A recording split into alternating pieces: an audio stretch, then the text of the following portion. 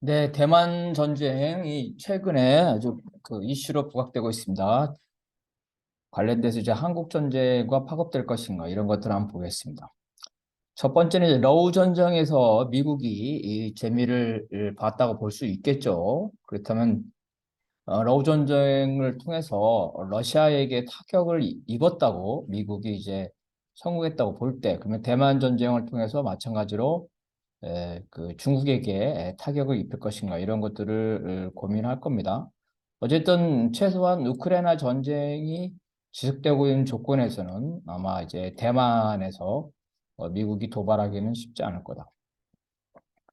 그래서 우크라이나 러우 전쟁에서 미국이 도발한 거는 이제 우크라이나의 친서방 친미 세력을 육성을 하고 이들에게 이제 나토와 유럽연합에 가입할 것, 이제 그 받아들여줄 것처럼 얘기하면서 이제 나토와 유럽연합 가입을 놓고 동부 우크라이나와 서부 우크라이나의 어떤 그 분쟁, 그죠? 내란 상태가 유발이 돼서 결국은 동부 친러 우크라이나 대통령이 이제 그 쿠데타로, 그죠?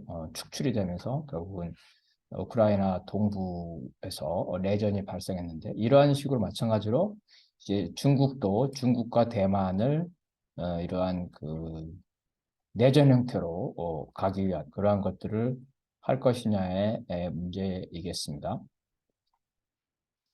그래서 이제 미국의 같은 경우에는 현재 그 겉으로는 이제 그 하나의 중국죠. 대만을 독립국가로 인정하고 있지 않는데 겉으로는 그러지만 실질적으로 대만에게 독립을 그 계속해서 이제 유도를 하고 마치 우크라이나가 러시아와 전쟁하면 미국이 전폭적인 지지를 할 것처럼 대만이 독립선언을 할 때 중국이 침략하면 미국이 그 대만을 지원할 것처럼 이러한 언지를 줄 수가 있죠. 이러할 경우에 이제 대만의 입장에서는 독립하면 미국과 군사 동맹을 추진해야 돼서 중국으로부터 안보를 보전받고 미국은 이제 그 중국에 대해서 침몰하지 않는 항공모함이라는 그 대만 그죠? 이것을 다시 회복한다. 과거에 이제 그 대만과 미국 간에 군사 동맹이 있었습니다. 그런데 지금 이제 대만과 미국 간에 군사 동맹이 그 없는 상태입니다. 다시 군사 동맹을 추진한다면 과거의 어떤 대만의 군사적인 지위를 회복할 수 있다는 겁니다. 올해죠. 올해 1월 26일 날에 미국 하원의 공화당 소속 의원들이 대만을 독립국가로 인정했고 대만과 이제 공식적인 외관계를 맺을 것을 촉구하는 결의안을 하원에 제출했다.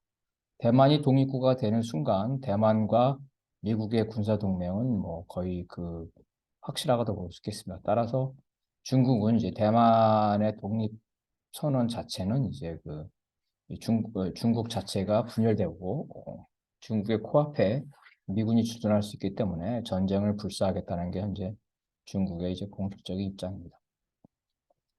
그래서 미국이 대만 전쟁에 개입을 하더라도 몇 가지 전제 조건, 제한 조건이 있습니다. 첫 번째는 이제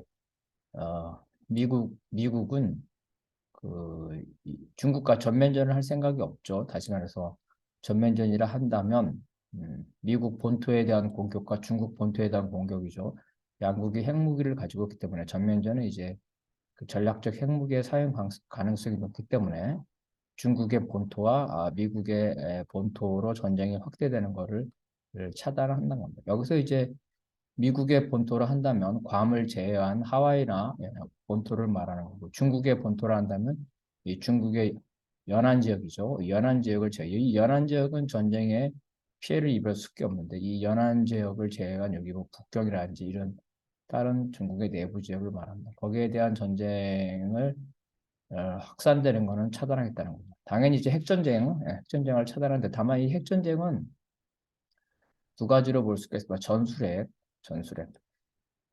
그 중국의 입장에서는 일본이나 괌이나 이러한 밀집된 미군 기지에 대해서 전술핵을 사용할 그러한 그 요인이 있습니다. 요인이 그리고 항공모함 이러한 것들 사용할 요인이 있습니다. 그래서 이 전술핵에 의해서는 마찬가지로 미국도 이제 중국의 이 연안에 있는 그 밀집된 군사 목표에 대해서 전술핵을 선택적으로 물론 신중하겠지만 그런 가능성이 전혀 없는 것은 아닙니다. 다만 전략 핵무기의 그 원천적으로 봉쇄한다는 걸 전면전을 뜻하기 때문에 그래서 기본적으로 핵전쟁은 차단하고 최악의 경우에 전술핵까지는 가능성이 있지만 전략핵무기는 봉쇄를 할 수밖에 없다. 이런 형태가 되겠습니다. 그래서 기본적으로 보면 이게 대만이 되고요.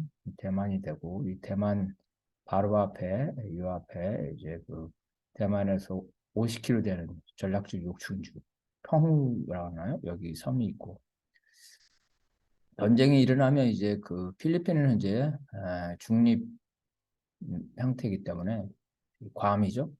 괌에서 날아오거나 일본은 뭐 바로 날아올 수가 있고 이 지금 남한이죠. 이 남한의 경우에 미군 기지가 있기 때문에 역시 이 미군 기지가 즉각적으로 본토에서